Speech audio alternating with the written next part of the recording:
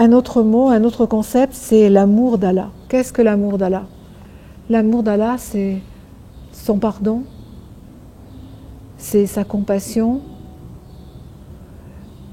tout ce qu'il peut nous apporter comme bien-être, toutes les prières auxquelles il peut répondre.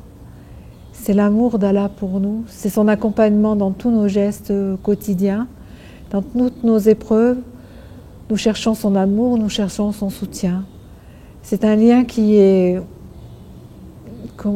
qui est le lien fort de la foi, l'amour d'Allah pour nous. Et nous lui donnons nos prières, nous lui donnons nos prières et aussi notre amour pour lui.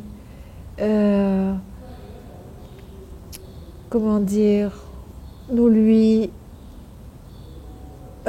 confirmons. Non, je vais arrêter là. J'ai pas d'idée. Ensuite, l'univers. L'univers, c'est la création unique et complexe d'Allah. C'est les 7 cieux qu'il a créés, et nous sommes que dans le premier, ce qui nous laisse imaginer la suite. L'univers, c'est aussi toutes ces espèces de plantes, d'animaux qui sont coordonnées dans leurs mouvements. Une abeille, qu'elle soit ici à Istanbul, ou en France, ou en Afrique, elle fera toujours les mêmes gestes. C'est la création d'Allah. C'est chaque être vivant a une tâche bien précise à faire dans cet univers. C'est cette symbiose, cette osmose de tout, et tout tourne, tout va. Notre rôle, nous humains, le rôle de l'abeille, le rôle de l'arbre de nous donner de l'oxygène, de nous protéger du soleil. Tout a été créé par Allah. Facilement, c'est ce qu'il dit. Pour lui, tout est facile. Pour que tout soit en symbiose, pour que notre âme soit en symbiose avec tout cet univers qui gravite autour de nous. L'univers aussi, c'est le concept des planètes, bien sûr. Et là, les scientifiques découvrent que le Coran dit encore la vérité, puisque de 9, on passait à 10, 11. Il manque une planète pour être en accord avec le Coran, découvrir une planète. Donc ça sera fait, je pense, dans les années qui viennent. Ensuite, Mohammed. Mohammed, paix, blessing on him, Mohammed. Mohammed, pour moi, c'est le meilleur des hommes. C'est quelqu'un qui a souffert pour nous. C'est quelqu'un qui est parti de rien et qui est devenu un chef d'État, un chef de guerre, un imam. C'est quelqu'un qui a été choisi par Allah pour être son messager. C'est quelqu'un, on dit que son âme a été créée avant la création d'Adam. C'est-à-dire que le nom de Mohammed était déjà inscrit sur le trône d'Allah. L'âme de Mohammed était déjà créée. Et il ne restait plus qu'à le mettre dans ce petit garçon qui est né à Mecca, il y a 1400 ans, plus de 1400 ans. Mohammed, c'est lui qui a été... c'est lui qui a pardonné. C'est lui qui a toujours cherché le bien et proscrit le mal. C'est lui qui nous a toujours guidés et qui continue à nous guider actuellement avec son histoire, la Sira, et aussi avec la tradition, les hadiths. Les hadiths, c'est une source de guidance à l'infini, à l'infini. Et à l'époque de Mohammed, il y avait de nombreux sahaba qui, consacraient toute leur vie à le suivre, à écouter ce qu'il disait, parce qu'ils savaient très bien que ce qu'il disait, c'était les paroles de Dieu, et c'était la bonne guidance.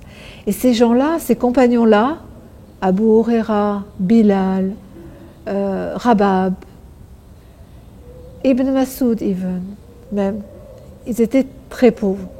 Et ils ont choisi la pauvreté pour pouvoir se consacrer à écouter le prophète tout le temps, tout le temps, tout le temps. C'était les fameux soufas, ceux qui vivaient sous la tente, l'abri qu'ils avaient fait dans la mosquée du prophète. C'était ce groupe de personnes. Il y en avait à peu près 70 on disait même que pour prier, on pouvait voir leurs parties intimes parce qu'ils n'avaient pas assez de tissu pour se vêtir. Et le prophète avait conseillé aux femmes de se tenir très à l'écart et de ne pas regarder quand il y avait la prostration, de ne pas regarder devant parce qu'on allait voir les parties intimes de ces gens. Voilà. Donc ceux-là ont consacré leur vie à reproduire des hadiths, à les apprendre par cœur et puis à les transmettre. Abu Huraira est un exemple. Par exemple, il a à son actif plus de 5000 hadiths et 5000 hadiths à mémoriser. C'est quelque chose d'immense. Serions-nous capables de le faire? Je ne sais pas. Moi, en tout cas, non. Et il y a aussi des sahaba qui avaient calqué carrément leur mode de vie sur celui du prophète, qui étaient même tombés dans l'excès.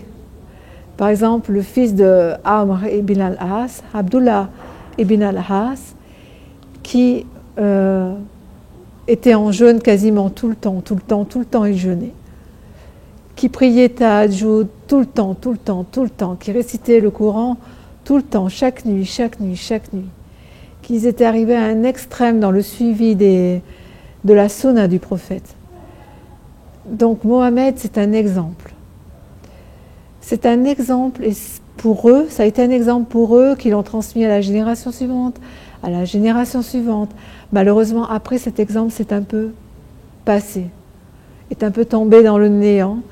Mais je pense que c'est bon de retrouver cet exemple, Mohammed, qui était ce prophète, de lire sa sira, de lire quelques-uns de ses hadiths. Il ne faut pas avoir peur de lire les hadiths, parce que moi j'avais peur au début, et puis je me dis ça va être compliqué, il va y avoir des termes que je ne vais pas comprendre. Et puis finalement, je me suis aperçue que c'était simple, et je me suis aperçue que c'était la vie quotidienne, c'était les choses qui arrivaient. Voilà, il est arrivé telle chose à un tel, la vie du prophète, la justice du prophète, le conseil du prophète. Il faut prendre les hadiths comme ça, comme des conseils, et aussi comme des morceaux de vie du prophète, comme des morceaux de vie des compagnons. Donc notre prophète, oui, je l'aime, oui, pour moi, il est cher dans mon cœur et je pleure souvent sur ce qu'il a vécu, sur toutes les persécutions qu'il a vécues, et il est toujours allé au-delà. Et il a toujours choisi la conciliation, la paix, par rapport à la violence, à la guerre et à l'oppression. Donc c'est un exemple qui restera infini.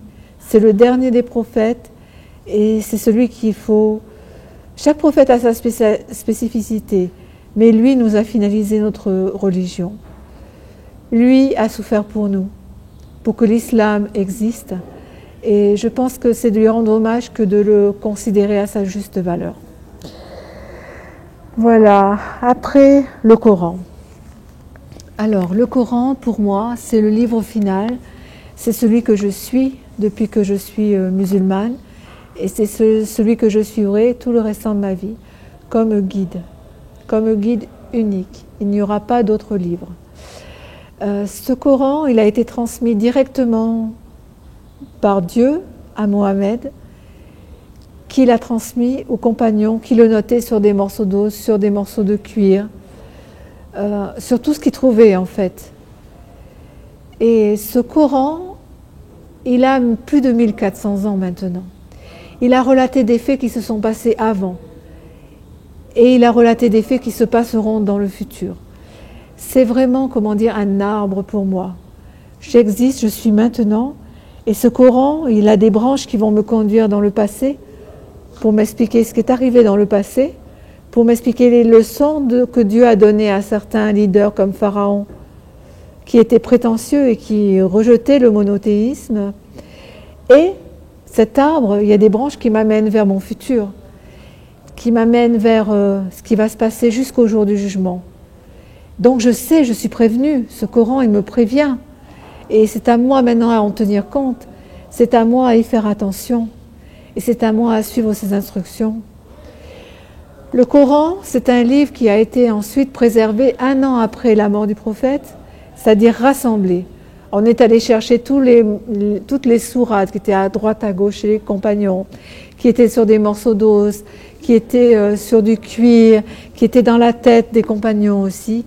Et on a tout rassemblé et on les a laissés dans l'ordre que Dieu a voulu. Voilà. Et ça a été fait 1 an après la dernière révélation, c'est-à-dire 1 an après la mort du prophète. Comparé à la Bible, 100 ans, comparé à la Torah, encore plus que 100 ans, pour leur préservation, ça prouve l'authenticité de ce livre, ça prouve la capacité de ce livre à nous indiquer la vérité sans transformation, à nous indiquer le bon chemin à suivre, sans modification par un tel ou un tel. On a préservé plus tard, avec Uthman, le calife Uthman, il a préservé la façon de le lire, de le réciter, pour qu'il n'y ait pas différentes récitations du Coran. La récitation du Coran que nous avons, elle remonte à Ibn Mas'ud, elle remonte à Uthman, elle remonte au prophète. On n'a pas changé depuis. C'est vraiment un miracle qu'on peut dire. Le Coran est vraiment un miracle dans ce sens.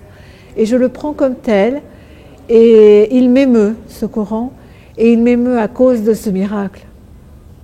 Quel autre livre a eu une telle préservation? Quel autre livre? Je ne vois pas, honnêtement. Je ne vois pas. Voilà.